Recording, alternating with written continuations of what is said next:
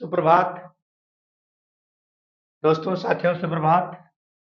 आज आपके समक्ष हम जो हमारी कक्षा 10 की बालिकाएं हैं, गृह विज्ञान का पेपर लेकर के उपस्थित हुए हैं प्यारे। जो हमारी कक्षा 10 की ओनली बालिकाओं के लिए है, सिर्फ बालिकाओं के लिए गृह विज्ञान का पेपर प्यारे ऐसे आएगा। ये 2024 का हमारा मॉडल पेपर है। समय आपको मिलेगा 3 घंटे 15 मिनट।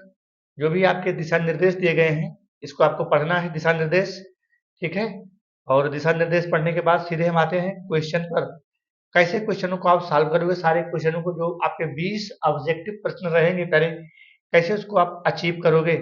बिल्कुल आप वीडियो पर बने रहें। हम आपको इस प्रकार से आपको ट्रिक बता देंगे पहले कि आपको 70 में से 68 नंबर मिलना ही मिलना है। 67 नंबर, 68 नंबर आपको मिलना ही मिलना है। यहाँ से आपका जो ऑब्जेक्टिव प्रश्न शुरू होगा, और यहाँ से आपका ऑब्जेक्टिव प्रश्न शुरू होगा, और इसको आपको लिखना है किस पे, ओएमआर शीट पे आपको काला करना है। जो आपका ओएमआर शीट मिलेगा पहले, उस पे आपका रोल नंबर लिखा होगा, और उस ओएमआर शीट को क्वेश्चन नंबर 1 है, जो क्वेश्चन नंबर 1 होगा उसके सामने वाला जो भी ऑप्शन इसमें सही होगा, जिसे हम पूछा है रेशमी वस्त्रों को धोने के लिए किसका प्रयोग किया जाता है, रीठा का पानी। तो रीठा का पानी जो होता है स्वच्छ होता है। तो वहां पर आप एक के सामने एक को आप काला कर दोगे पहले। एक के सामने जो क्वेश्चन नंबर 1 होगा उसके सामने आप उसको काला कर दोगे, ठीक है।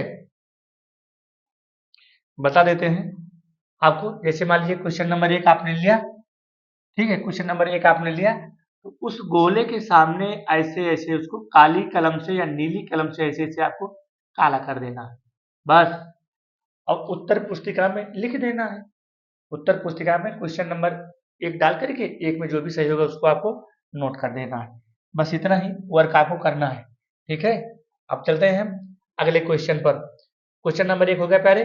दूसरा क्वेश्चन देखते हैं। आय व्यय में संतुलन हेतु कौन सा साधन उपयुक्त होगा। जो आय व्यय होता है, जिसे हमारे आय का मतलब आमदनी, व्यय का मतलब खर्च करना। तो आय व्यय के लिए जो हमारा वार्षिक बजट होता है, इसी से हम, सरकारें भी हमारा वार्षिक बजट पेश करती हैं। तो आय व्यय का जो होता है, आय व्यय में संतुलन हेतु कौन सा साधन उपयुक्त है, वार्षिक बजट। बाकी साप्ताहिक बजट कोई नहीं बना पाता है, ना तो मासिक बजट बनता है, ना दैनिक बजट, ठीक है। तो आय व्यय में संतुलन हेतु, संतुलन का मतलब है संतुलन बना रहे ना। जैसे एक देश का संतुलन होता है, प्रदेश का, उससे घर का संतुलन होता है।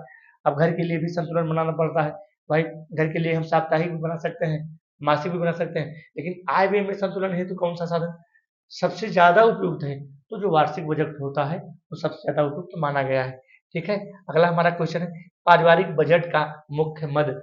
मेरे दोस्तों, जो हमारी बालिकाएं हैं, पारिवारिक बजट का जो मुख्य मद है, मद का मतलब आमदनी, जो हमारी दुकानें होती हैं, जो छोटी छोटी दुकानें होती हैं, जो हमारी माताएं बहनें छोटी छोटी दुकानें की रहती है, चाहे वो सिलाई की दुकानें हो, चाहे छोटे छोटे किराना की दुकानें हो, वहां से वो पारिवारिक बजट का मुख्य मद है क्या, दुकान, ठीक है। यहाँ हमारा ऑप्शन हो जाएगा दुकान, हमारा ऑप्शन राइट हो जाएगा, ठीक है। और हमारा अगला क्वेश्चन है क्वेश्चन नंबर 4। क्वेश्चन नंबर 4 देखते हैं। पुष्पा ने परिवार के लिए इतना मीटर पावलिन, इतना मीटर मार्किंग, इतना मीटर रेयान। तो कुल तीनों को जोड़ लो प्यारे, बस तीनों को इसमें आपको जोड़ लेना है, आपका आंसर हो जाएगा। जो भी सही होगा यहाँ टिक कर देना, तीनों को जोड़ लेना है। पेन अभी हम यूज करेंगे तो बार बार प्यारी दिक्कत होती है, उसको हटाना पड़ता है, समय ज्यादा लगता है। 1 किलो सेब का दाम 32 रुपए है, तो 250 ग्राम, तो 1 किलो में 4 भाग होते हैं, 8, 8 चौक 32। एक किलो में 4 भाग होते हैं, तो 4 भाग कर लो, 8 रुपए हमारा हो गया, 8 चौक 32, ठीक है। तो 5 में हमारा ये सही हो गया। पहले इस प्रकार से आपको, मानव शरीर में जल का प्रतिशत 50 से 60% होता है। ए ऑप्शन सही है, 50 से 60% मानव शरीर में जल होता है, ठीक है। अगला क्वेश्चन है, जल के कीटाणुओं को मारने के लिए कौन सी गैस इस्तेमाल की जाती है। तो पहले पहले कुओं में क्लोरीन डाल दी जाती थी ना, जब आपको कुएं में कोई पानी ही नहीं पीता है, पहले क्लोरीन की दवा अस्पतालों से, सरकारी अस्पतालों से मिलती थी क्लोरीन की दवा, उसको लाके उसमें डाल दिया जाता था, तो सारे कीटाणु मर जाते थे, क्लोरीन। तो साथ में सी ऑप्शन राइट है, साथ में सी ऑप्शन राइट है। क्वेश्चन नंबर 8, टिटनेस रोग के जीवाणु पाए जाते हैं, कहाँ पाए जाते हैं प्यारे, इनमें से भी। डी ऑप्शन राइट है, डी ऑप्शन राइट है, 8 में डी, ठीक है प्यारे, 8 में डी, 8 में डी सही होगा, क्योंकि गोबर में भी पाए जाते हैं, मिट्टी में भी पाए जाते हैं, लोहे में भी पाए जाते हैं। तो टिटनेस कहते नहीं भैया, अरे यार यहाँ ये सुई लग गई, ये चीज लग गई, जल्दी से चले जाओ टिटनेस का इंजेक्शन लगवा लो, ठीक है। अगला हमारा है, अगला क्वेश्चन हमारा है,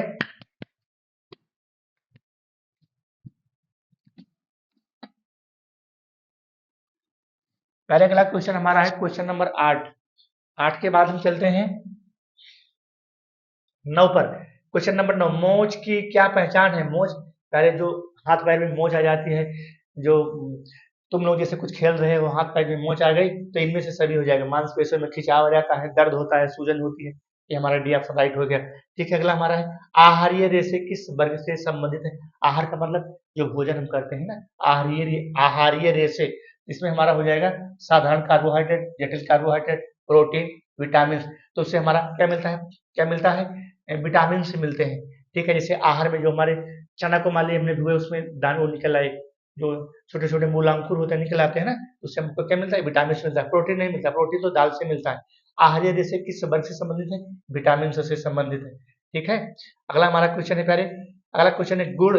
गुड़ जो हम खाते हैं, गुड़ किसकी प्राप्ति का अच्छा स्रोत है? गुड़ लौह, लौह लवण, लौह में, उसमें लौह तत्व तो ज्यादा पाया जाता है गुड़ में। ठीक है, प्रोटीन दाल में पाई जाती है, सोडियम नहीं। ठीक है, त्वचा की सुरक्षा के लिए कौन सा विटामिन सही? त्वचा की सुरक्षा के लिए कौन सा विटामिन आवश्यक है? त्वचा की सुरक्षा के लिए, त्वचा की सुरक्षा के लिए हमारा विटामिन के आवश्यक है। ठीक है, विटामिन के। क्वेश्चन नंबर 13, एक स्वस्थ सामान्य व्यक्ति के शरीर का तापमान 98.4 फारेनहाइट, 98, सी ऑप्शन 13 में सी हो जाएगा। 13 में सी। 14 हमारा हड्डियों की मजबूती के लिए आवश्यक है विटामिन डी और कार्बोहाइड्रेट। विटामिन डी और सॉरी विटामिन डी और कैल्शियम, ध्यान ध्यान दीजिएगा, 14 में डी हो जाएगा, विटामिन डी और कैल्शियम। ठीक है, क्योंकि कैल्शियम भी हड्डी, कैल्शियम की दवा दी जाती है ना हड्डियों की मजबूती के लिए, और विटामिन डी तो आवश्यक ही है। तो डी ऑप्शन राइट हो जाएगा। अगला हमारा है शरीर निर्माणक तत्व है, शरीर निर्माणक तत्व है, कौन है भाई शरीर निर्माण के लिए? शरीर निर्माण के लिए कौन है तत्व? हमारे जो है प्रोटीन है। प्रोटीन से क्या होता है? शरीर का तत्व का निर्माण होता है। नाड़ी की गति, नाड़ी की गति कितनी होती है भाई? 72 से 80 प्रति मिनट नाड़ी, जो डॉक्टर लोग यहाँ देखते हैं। ठीक है, तो पल्स, जो पल्स चलती रहती है, कहते हैं पल्स रेट। रेशमी वस्त्रों में चमक के लिए क्या प्रयोग किया जाता है? रेशमी वस्त्रों में के लिए, इनमें से रेशमी वस्त्रों के लिए चमक के लिए नींबू का रस, क्योंकि नींबू का रस या हम सिरका भी प्रयोग कर सकते हैं, जो खट्टी चीजें होती हैं उसका प्रयोग किया जाता है। किस प्रकार के वस्त्रों में गोंद का कलप लगाया जाता है? गोंद का कलप। ठीक है, ऊनी वस्त्रों के लिए। ठीक है, आदर्श रसोई घर कौन सा है? आदर्श रसोई घर, बड़ा सुंदर प्रश्न है भाई। एक दीवार का, दो दीवार का, एल आकार का, तो एल आकार का, यू आकार का, एल आकार का हो जाएगा। ठीक है, 19 में सी ऑप्शन। 20 अंतिम क्वेश्चन, नगर के कचरे को ठिकाने लगाने के लिए, नगर के कचरे को ठिकाने लगाने के लिए हानि रहित उपाय निम्नलिखित में से है? क्या है? कचरे को जल स्रोत में बहा देना, कचरे को खाद बना देना, यही हमारा डी ऑप्शन राइट हो जाएगा। ठिकाने लगाने का ये हमारा क्या हो जाएगा? डी हमारा राइट हो जाएगा। पहले अब आते हैं हम अगले क्वेश्चन पर, जहां से आपको लिखना है। क्या लिखना है पहले देख लीजिए, खंड आ गया हमारा लिखने वाला क्वेश्चन। अब आपको यहाँ से एक सारे क्वेश्चन देखो, सब 2-2 नंबर के होंगे। यहाँ पर आपको पूछ रहा है आलू का मूल्य इतना प्रति किलोग्राम है, 10 किलोग्राम आलू का मूल्य कितना होगा? गुणा कर दीजिए प्यारे, होगा 2 नंबर फ्री में मिल जाएगा। है शुद्ध जल के आवश्यक गुण, अरे शुद्ध जल, इसके बारे में सिर्फ आपको लिखना है। अब शुद्ध जल क्या है, शुद्ध जल के बारे में प्यारे आपको लिखना है। ठीक है, शुद्ध जल की जैसे उसमें बालू नहीं होनी चाहिए, जल में मिठास होना चाहिए, और उसकी जो गुणवत्ता है अच्छी होनी चाहिए। बस 4-5 पॉइंट लिख देना है। सफेद सूती वस्त्रों का पीपा कैसे दूर किया जाता है? ठीक है, सफेद सूती वस्त्रों का पीलापन। अब जो भी हमारी बालिकाएं बहनें पढ़ी होंगी उनको आपको ऐसे लिखना है। जीवन रक्षक घोल किस रोगी को दिया जाता है? जीवन रक्षक घोल जो कोमा में चले जाते हैं पहले उन्हीं को दिया जाता है। नाड़ी की गति पर किन बातों का प्रभाव पड़ता है? ठीक है पहले, इस प्रकार से सारे क्वेश्चन आपके 2-2 नंबर। जल में घुलनशील विटामिन को पकाने में आप क्या सावधानियां बरतेंगी? अर्थात तो कम मात्रा पर उबालना होगा प्यारे। जो हम उबालते हैं ना, कहते हैं भाई ज्यादा मत उबालो। जो जल में घुलनशील विटामिन है प्यारे, उसको उबालने के लिए उसको कम उबालना पड़ेगा। उसमें 4-5 पॉइंट आपको देना है, और यहाँ पर इनका आंसर देना है 50 शब्दों में। बैंक खाते के बैंक के बचत खाते तथा चालू खाते में क्या अंतर है? भाई बचत खाता, चालू खाते का प्रयोग हम जो बड़े बड़े उद्योग होते हैं, कारखाने होते हैं, उनका प्रयोग करते हैं। और बैंक का जो बचत खाता होता है, जो हमारी महिलाएं होती हैं, जो हमारे गांव के किसान होते हैं, वह प्रयोग करते हैं।